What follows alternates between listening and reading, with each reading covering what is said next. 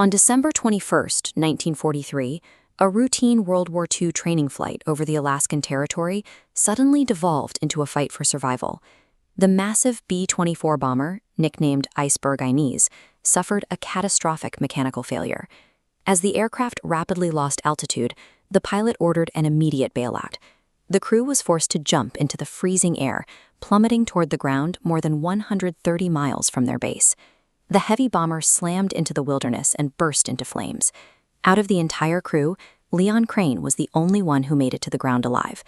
Crane was now entirely alone in the Alaskan winter. With temperatures plummeting and no rescue in sight, he was thrust into a high-stakes, zero-margin environment. A single misstep or a moment of panic would guarantee his death.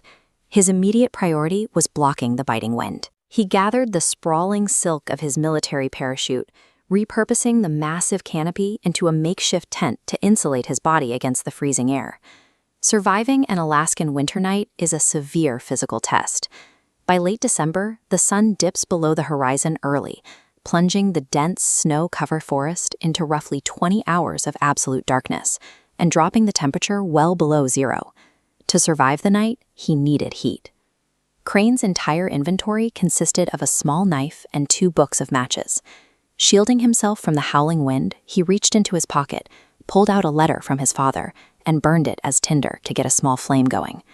That tiny, flickering fire offered enough warmth to hold off frostbite, but its real value was mental.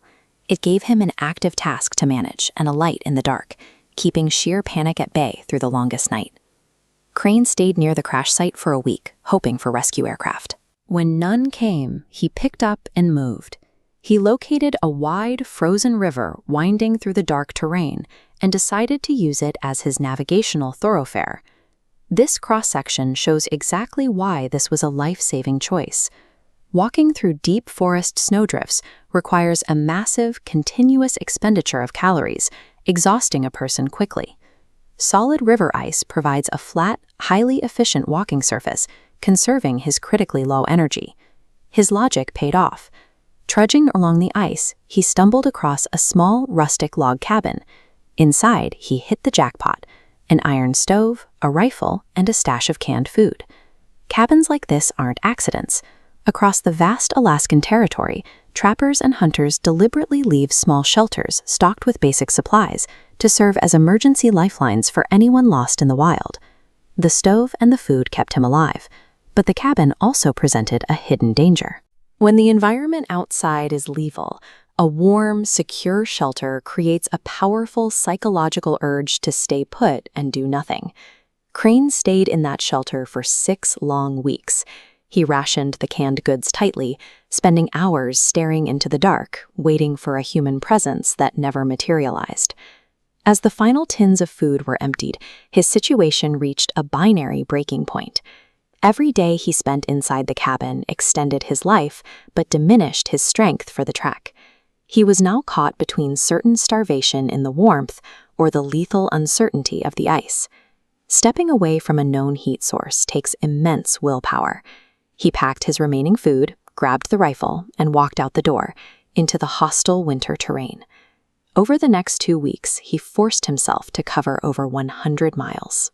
His body severely deteriorated as he battled sudden whiteouts, navigated around treacherous ice patches, and pushed his way through dense snowdrifts on sheer adrenaline. Crane realized that clinging to a depleted safe haven is a guaranteed death sentence.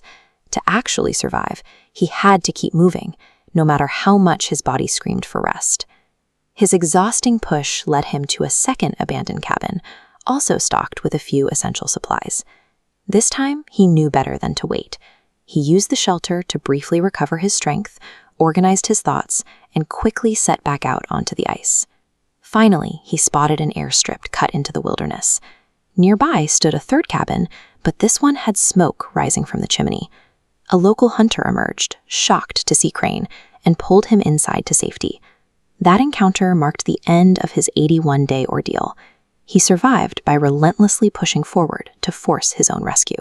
Survival in these conditions requires a ruthless level of resourcefulness.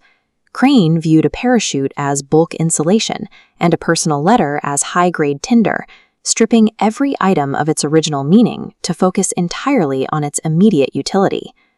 This map illustrates how natural topography can be used as a strategic guide.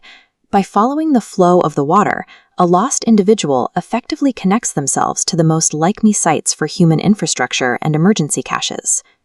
Escaping a wilderness this vast depends on a brutal trade-off. Staying in a shelter offers comfort, but it is a closed system with limited resources. Lasting survival is found only in the willingness to trade that temporary safety for the risk of movement. The stocked cabins kept his body warm, but it was his active tactical mindset and his agonizing willingness to walk away from a warm fire that ultimately kept him alive.